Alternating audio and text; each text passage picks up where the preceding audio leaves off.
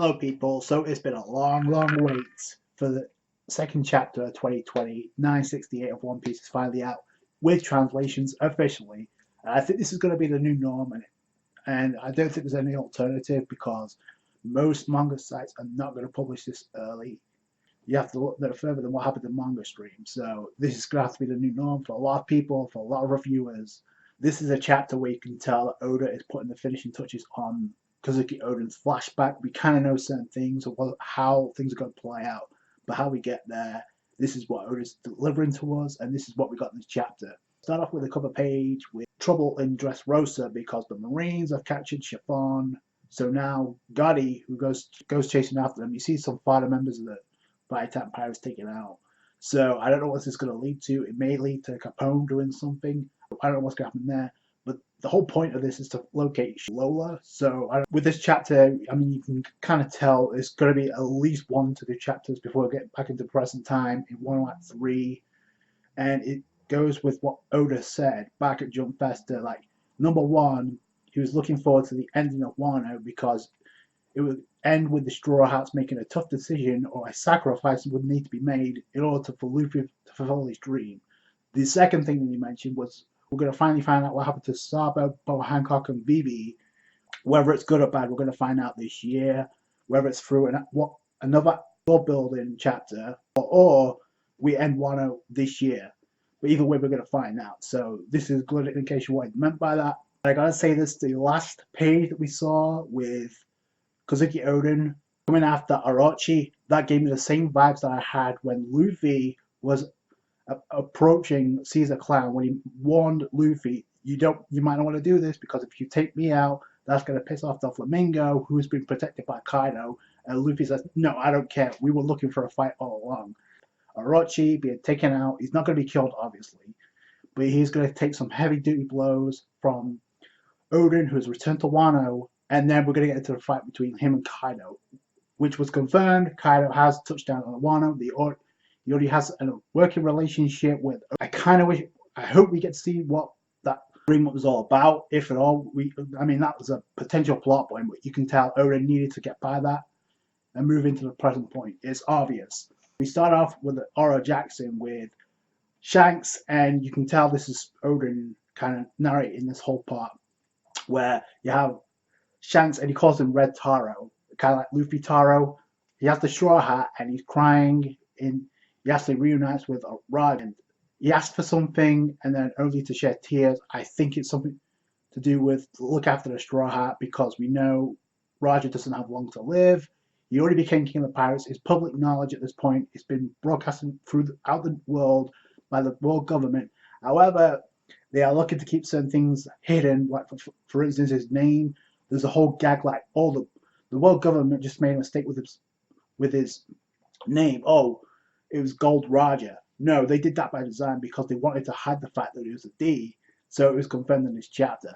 There's reasons there was some serious stuff that went down in the Void Century. I've already mentioned this before. We have to get a flashback with Joy Boy. I think the clan of D meshed with the gods and it led to something monstrous. It's going to have huge ramifications once Luffy gets to Laughdale. That's a fact. And Oro Jackson make their way back to Fishman Island, and which isn't very important because number one, he disbands the Roger pirates, so they go on their separate ways. One of the Sea Kings actually talking to like Roger. He's pointing out just 10 until the birth, so I'm assuming he's talking about the ancient weapon Poseidon being born, and then another 15 to grow, which technically speaking, wouldn't that be the exact precise age of Shirahoshi? Roger talking to Madame Charlie about the prophecy about the princess being born in 10 years. And then, very interesting enough, certain voice that we speak in the truth, someone will be born and eventually surpass us. Now, I personally think that's Luffy, but I do find it funny how Roger said, "That'll be my son," and then Rayleigh says, "You don't have one." So did Roger not tell Rayleigh at this point that he had a son? Because I'm pretty sure Ace had to have been born by this point, or at the very least near being born. And we could find out they were too early. The One Piece they call it. We were just too early. I wonder who will find it. The implication being we'll have some indication of what Joy Boy's treasure is by the time Luffy gets it. So Luffy will be the one to find it by that point. So I like that. It's not like, oh, he's going to find it next. No, Luffy's going to be the one to find it first. They came close, but according to Roger, they were too early. So that was confirmed. Yeah, farewell party because they're being disbanded, but you have everyone drink a beer. Yeah, they said they didn't shed a tear, but you can obviously tell he was lying because they were crying their eyes. We see a panel of Roger talking to Rayleigh, and we don't know what he said, but he whispered something, and after that, Rayleigh started tearing up. Now, I got a funny feeling it could be. He mentioned, "Don't worry, I won't die," but he said that at the tavern or a pub, so that's not what he said. That I'm curious what he did say. I guess Crocus gave him some medicine, but he knew he was pretty much on his deathbed soon. So at this point, he's still not dead. So I want to keep that very important. And he did say he wanted to meet up with Whitebeard for the final time. Obviously, going to lead to the moment where they drink sake, and he tells Whitebeard he's a D. It's not Gold Roger, it's Gold D Roger. Is that going to take place on Wano, like we meant to believe, or is Oda playing us along, and that's going to be elsewhere? I guess to drop off Oden, who went back to like a father and a husband, getting back to his family. Lady Toki Amatsuki hugs him, and it's an emotional moment because even Momonosuke's grown up. He already gotten big to some extent. I gotta say, through this chapter, I think Toki Amatsuki went up in terms of like mothers in One Piece by a mile. She's definitely one of the best mothers in One Piece. I would say top 5, but there's a big list. But it's not all good news. It's doom and gloom because at this point, Orochi's in control, and we know the factory's already up. So that means trouble is. The citizens of Wano are grateful to see Oden back, and it's because of the mess that Orochi's caused, because they want him to take care of it. Oden says, "I'm pretty sure they should have resented me because I pretty much abandoned them, but it's because of Toki like doing hard labor and mingling with the masses, like actually earn their trust and tell them about Oden's adventures, and gain their trust. And actually, Toki got well received in Wano while Oden was away, so they've obviously accepted Oden when he came back. So that's pretty cool. Oden also finds out about Sukiyaki dying, pretty much. So he was on his deathbed. So that old witch that was a part of the Kurozumi clan, I guess, was taking the appearance of Sukiyaki at that point when Orochi became the shogun. I have to tell Oden about something that went so bad in Wano while he was away, and Lady Toki said, "Don't say it," and Oden's like, "Just spit it out," and people do go through slave labor.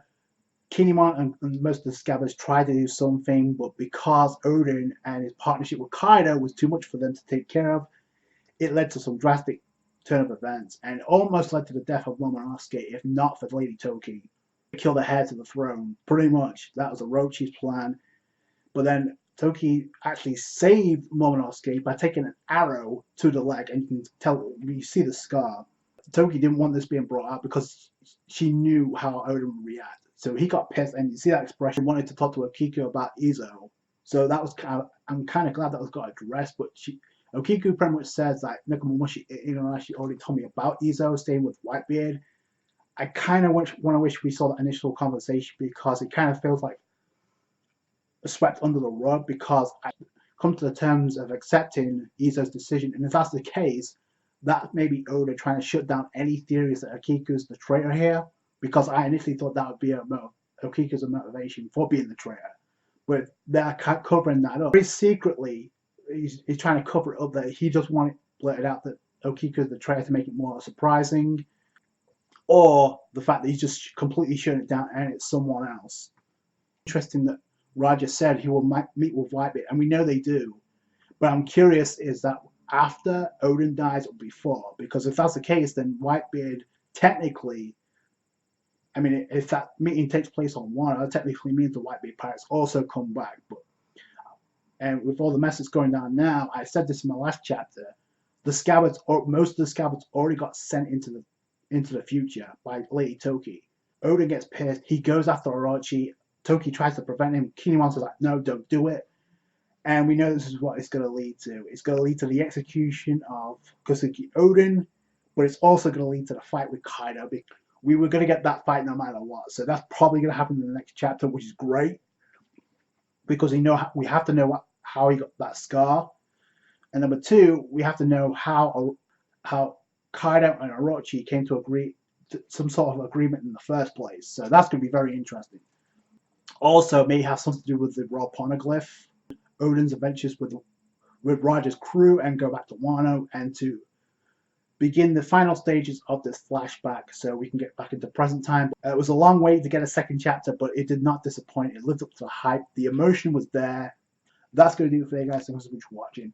Like this review if you did. Subscribe to the channel for more One Piece. Catch you guys later. Thanks, guys. Bye.